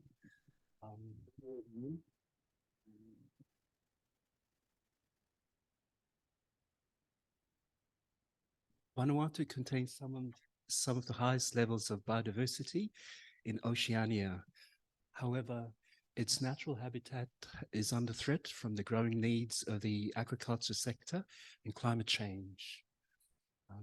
Vanuatu recently experienced the two hectic cyclones that impacted the country with between the 24 hours that caused severe extensive damage to the wildlife and crops and vegetation.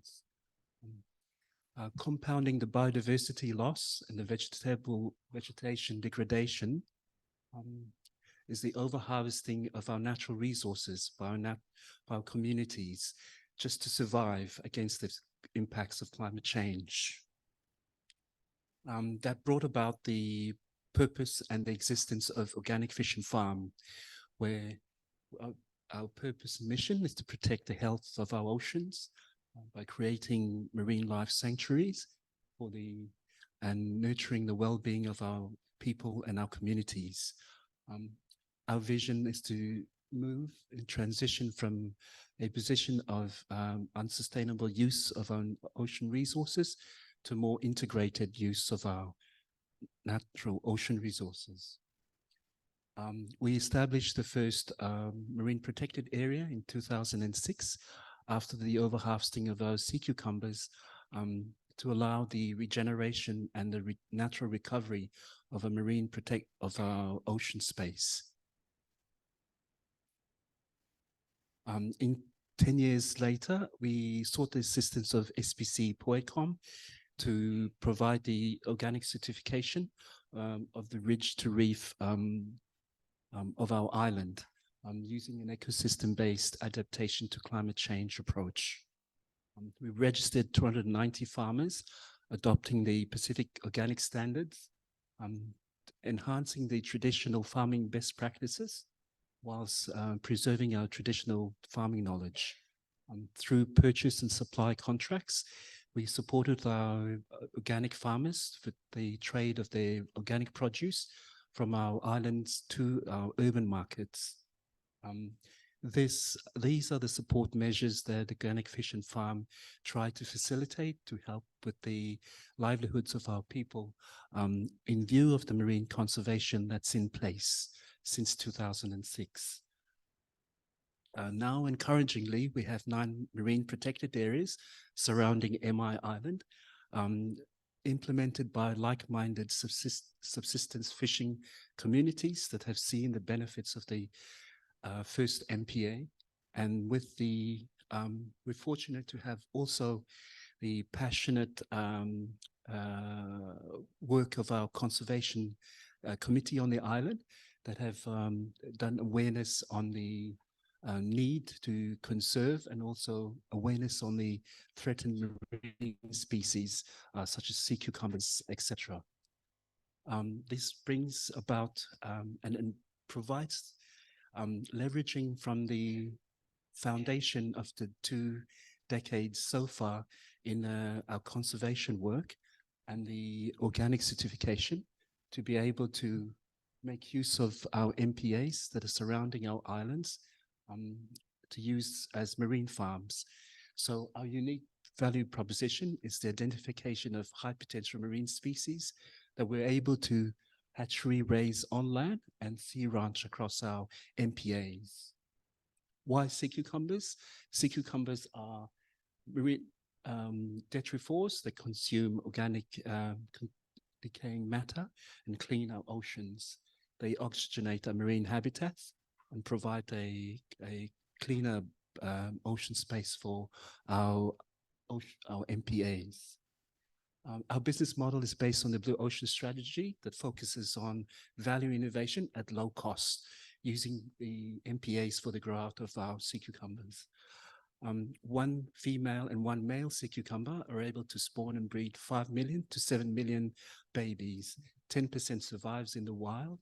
With our nursery based hatchery, we're able to increase that survival rate from 10 to 70%. Our growth plan is to engage and scale up our pilot marine farm across our provinces and expanding into new markets with the partnering with research institutions to be able to use their RD&I to create new industries from underutilized marine resources. Thank you, Albert. I'll need to stop you there. All right, so we'll hand it over to the judges for 10 minutes.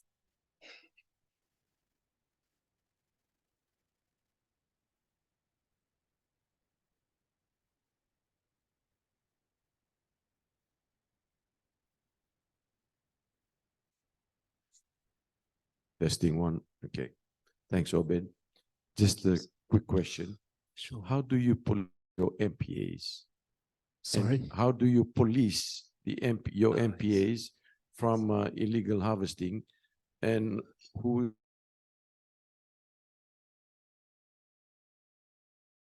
does that go? Yes. Very, very good question. Thank you. So our MPAs are traditionally managed by our Island Council of Chiefs. We, on the island, don't consume sea cucumbers. It was difficult in the beginning with the first conservation area that was set up in 2006 in protecting the resources. But through time, the surrounding communities, the 11 village communities that have seen the benefit of conserving our inshore fisheries to be able to sustain our offshore deep sea pelagic fishing grounds. And so now they've also set up the MPAs. So we all are kind of collaborating and working together in respecting each of our marine space, if I can answer it that way.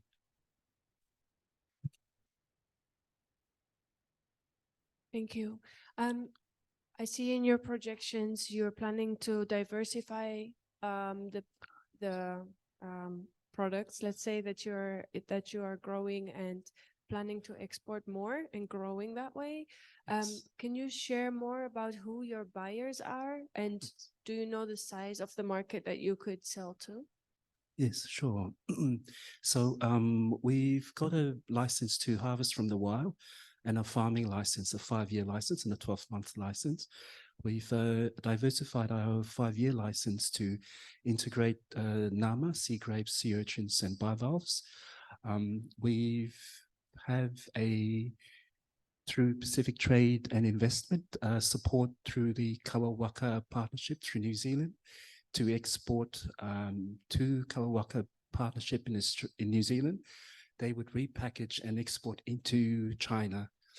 We also have a a potential buyer out of Australia called Seafood Pty in that have a partnership in Hong Kong as a distributing hub into China. We also, through the Fish to Innovation platform that we attended, met up with Tuna Solutions. They're based in Singapore, and they are our distributor in the Singapore market to his clients and his networks. Thank you. Thanks. So if you have a sort of found your markets to sell to, I see you require an investment of $350,000 US. How do you plan to raise that kind of capital? Yes, thank you. Apologies, the pitch was supposed to be for the 50,000, and the 50,000 is supposed to help us with purchasing raw materials purely to process and export with our wild harvest license. 350,000 is to set up the hatchery, the establishment of the hatchery, which is to procure the laboratory equipment and the hatchery equipment that our marine biologist, Dr. Masahiro Ito, has already listed and broken down, and where to source from which countries. We fortunately attended that seafood innovation competition, and the key judge in that competition was keen to partner. And it's Aquaspark that we submitting our business proposal to source that investment as an equity investment.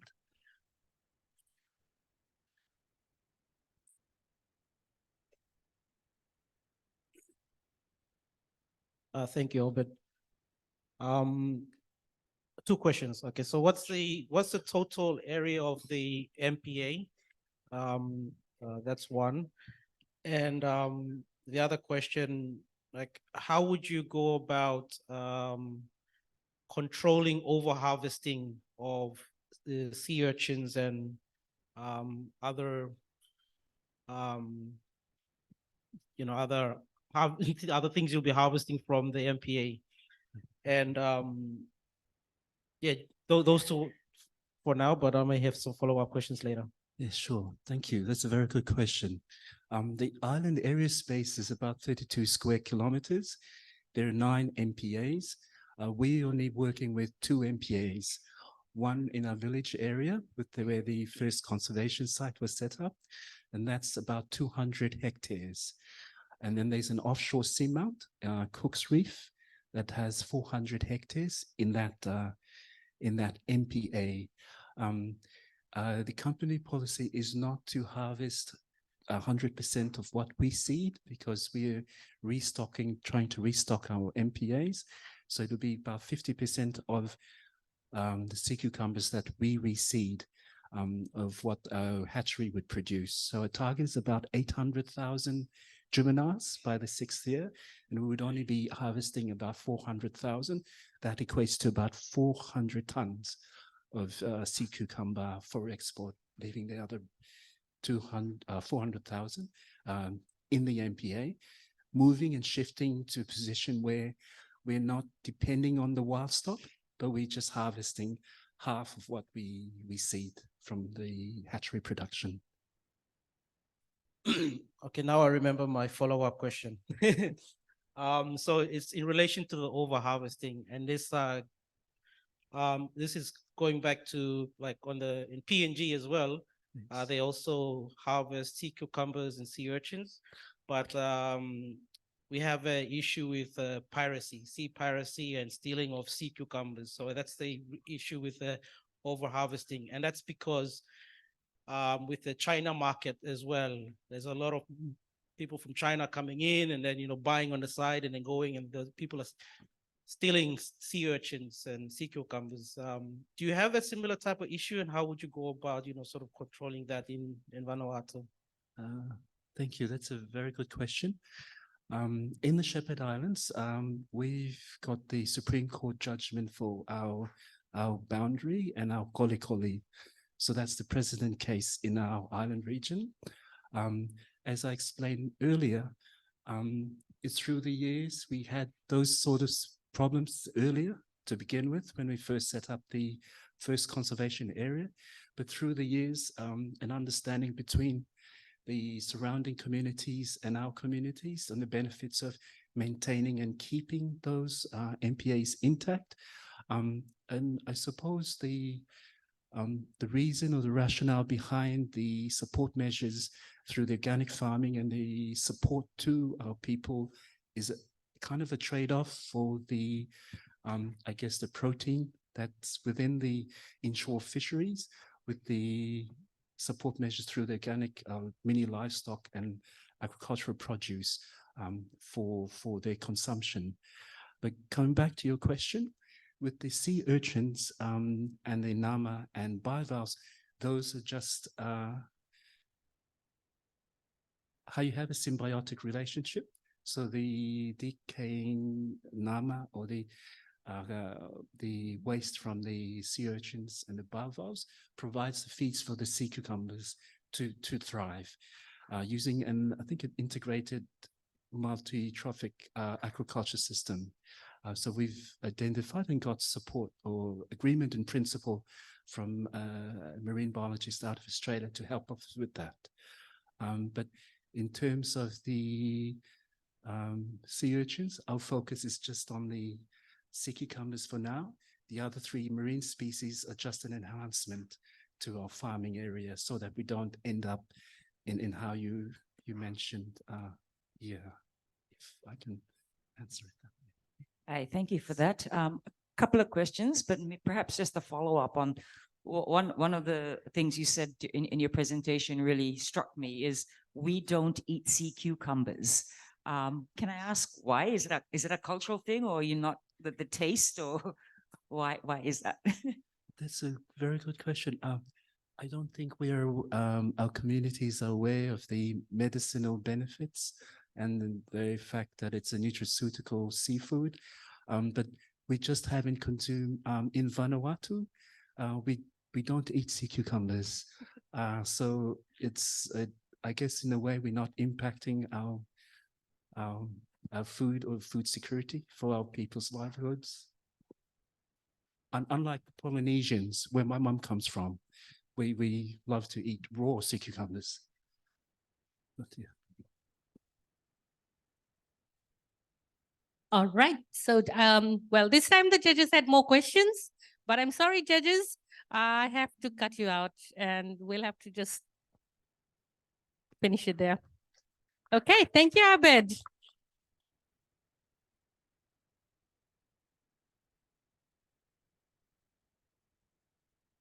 Okay, so our next participant is from Kiribati, Kaya Wera, and he's from Clean Spatial Solutions. So let us welcome Kaya. Pula! I hope everyone is awake, eh? Okay, I think I should start.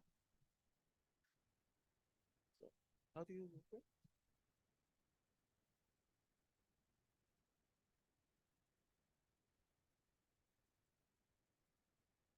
Just wait for your presentations to come online.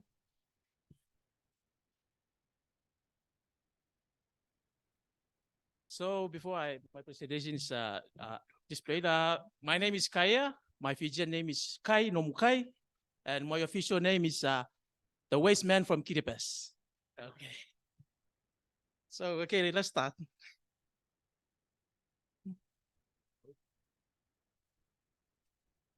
Oh, okay. So that's my presentation today. So I'll be discussing on this issue on waste. So I'm the primary waste management operator in Kiribati. So let's touch base on the issue of waste. So as you know, Kiribati is also a Pacific country that is facing a lot of issues with waste. So given that we are developing, we have a lot of issues trying to finance this issue. So as a Pacific country, we all face issues with waste. So yeah, that's our main issue that we're trying to work on and try to provide solution. And my business is one of that companies trying to work on this issue. So just to give you a little bit of a background, we are quite young. We're less than 1 year old. So my company was established in last year, October. So it's 100% owned by Kiribati, that's myself. And we operate the government recycling facility. So we monopolize the market. So there's no competition for your questions. Okay, so we have two main services. We have the recycling service. So we do collection, recycling, and we export these items. So, and our second service is on consultancy, but I will not touch base on that. So our vision is simple. We are trying to provide an environmentally and socially conscious business solution that aims at reducing the impact of waste sustainably. So yeah, that's just to give you an overview of the structure of our waste management is running in Kiribati. So we have the government act, that's the Special Fund Act 2004. So it's obligates three main stakeholders. So we have the MELAD, Ministry of Environment, Lands and Agricultural Developments. So they are the ones who regulate these acts. And we have the operator, that's myself, and Custom Office. They are the ones who collect the levy from each imports made by businesses from Kiribati. So what are these items that are levied under this act? There are three main items. So we have the aluminum cans, PET bottles, and lead acid batteries with two different prices. So they are like 5 cents on each PET bottle and aluminum cans, and $5 on each battery of lead acid battery. So since we begin until lately, we already exported 4 containers of crushed aluminum cans with a total tons of 52. And we have made around 80,000 Australian. That's since we started in October. So it's quite a short period of time, but we're already making income. And we are also preparing another export of lead acid battery. Lead acid battery, it takes time because of the process of getting a lot of papers on hazardous waste. So yeah, but we will export this maybe next month. So our market is very stable. We have a partner in Korea, South Korea. It's I don't know how to pronounce the name of the company, but we export these products to them for further processing. So these are some of the challenges that I think you need to know, and how we are trying to go with these issues. So there's a decline market of especially on PET bottle. So there's a price is declining, and we are facing a lot of issues of export. That's why you haven't seen any export from PET bottle. We only export lead acid battery and aluminum cans. So that's the issue that we are trying to solve, trying to process in country the PET bottle that we are accumulating in our landfill as well. So we are, given our remoteness, there's an issue of high cost of export, and also especially on PET bottle, given that the price is very low, and if we export this, we will lose a lot of money. So we have limited financial resources from the government, given that there's a lot of priorities, also needs. So government is exhausting all its resources. So we are looking for other options to try and finance this ambitious plan. So for limited, there's another issue that I want to raise. This is more on the current ongoing issue. Sorry, I have to run through. So just to show you the rough study on waste. So PET bottle is currently at 38% income, from flowing in to the country through imports. And it's only 13% that is exported. So that's the issue. So there's a simple business proposal. And we are asking for $50,000 just to procure machines and to start up our repurposing services. So that's some of the product that we're planning to produce, just simple construction bricks and plastic materials. So yes, that's our achievement, what we want to achieve from this project. That's the team. Thank you.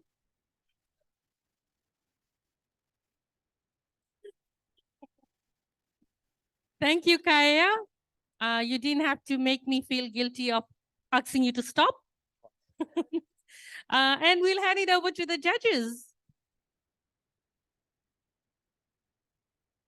Marika, No. In Fiji, so Bulavinaka, thank you for your presentation. I noticed on your expected revenue growth, you had 3 years of no growth. Why is that? Given the potential that you have. This is more focus on the PET bottle, because it's going to take time to try to sell the products, even though that's mainly on the bricks, because we have to develop and do like a lot of trials. So it would take some time, but that's only the income from bricks. So we already have receiving income from the levy, given that there's no income straight from the product, but the levy is providing us a lot of funds to support that ongoing trial. So yeah, that's why I add like it's gonna be a little bit of time to try to produce like income. So just only for the products. So that's more on marketing and how we can trial and promote these products. But that's the assumption. So if we can assume like 3 years, maybe we can list that maybe less than a year. Okay, sorry, just another question before I hand it over. You said that you have a monopoly in Kiribati. Oh yes, by law we are the monopoly. Okay, very good. But does that, and because government has a lot of say, is that do they regulate on how you in terms of your profits, your market strategy, everything? Do they have control over that, or do they give you leeway? No, it's actually the contract is very beneficial in our terms, because there's no government interference in terms of our profits. So in terms of our export, we get 100% from that profit. We don't pay any like fees to the government. So that's the good thing about our government is very generous in terms of this recycling system, because they know it's a very important system that they have to support and maintain. So that's one of the key priorities they're trying to improve this recycling system. Thank you. So I understand you have a centralized processing facility. Could you explain a little bit on how you gather the waste materials? Because I'm sure that Kiribati also has many different islands, and waste is affecting communities around the area. So are you collecting waste from all of these places, or are you collecting them mostly from businesses or existing landfills? So how does that supply part work for you? Oh, so actually when I first took over, because there was a previous operator before me, so I took over and it was only 4 collection points on the main island. So when I started, I actually introduced 2 more collection sites, and part of the plan is to expand. So from next month, we'll be moving to Christmas Island, the second populous island in our country. So we'll be expanding to other islands in Kiribati. So the way we collect is we establish our collection points like dispersely over the island, and we're collecting in the schedule like from Monday to Friday at different schedule. So that's how we do our collection, and we try to reduce people's effort, making more cost of delivering their recyclables. So we go to our customers. We didn't wait for them to come. So that's our main model that we're trying to promote. Sorry, I'm going to touch a little bit here on risk, because while monopolies are great, I'm just curious what happens if there's a change of government and your contract gets either cut short. What happens then? So the contract we sign is 3 years. So even if the government is changed, there's no risk in the change in the contract. So it depends on the ministry. So yeah, there's no political interest in terms of how they change the contract, because it's legal. So actually, it's only 6 months, but when I took over, they extended to 3 years, given the progress we've made. So they have been happy with our progress. So that's why they want to expand and extend more, because our vision of expanding this existing operation. Fair enough.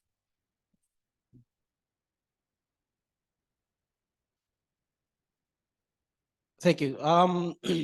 My question is to the amount of money that you asked for, and you said that you're going to use that to buy machinery.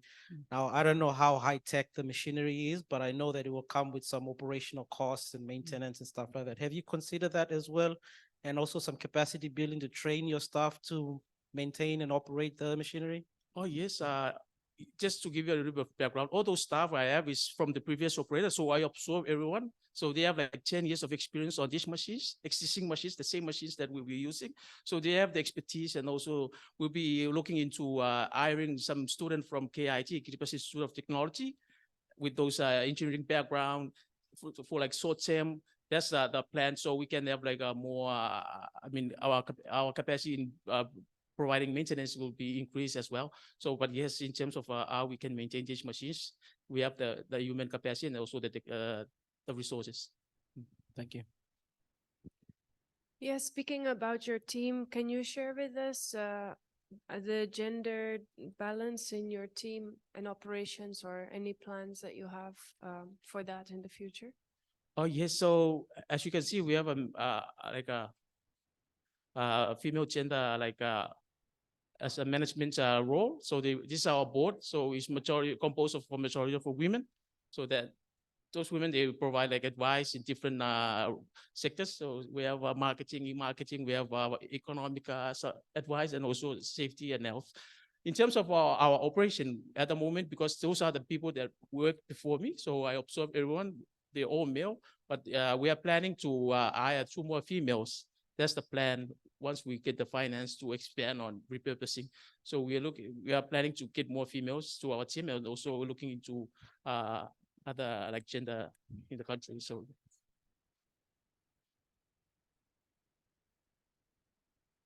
I just want to ask why Korea? why Korea? So it was the existing partner before me. So we continue with the same because of we don't want to risk looking for new partners that are not going to provide us with it's risky for us to look for like this is a long-term partners for the existing operator. So we just took over from him and continue with the existing partners. So, but we're trying to move away from exporting. That's why we are looking into processing in country once we have the capacity and also the market. Okay. Do you see any risks with the operation? Oh yes. What are some of your biggest challenges? One of the challenges that we are currently facing is the power shortage in our country. And that is affecting our operation like 100% because we have like every week we have like power shortage for 2 days, the whole day. So, and the good thing that the government is planning to move us to a new facility which runs on 100% solar. So from next year or the following year, we'll be running on solar without any disruption in our operation.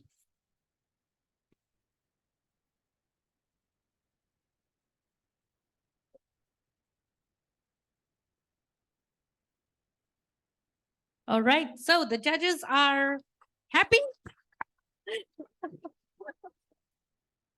Thank you, Kaya.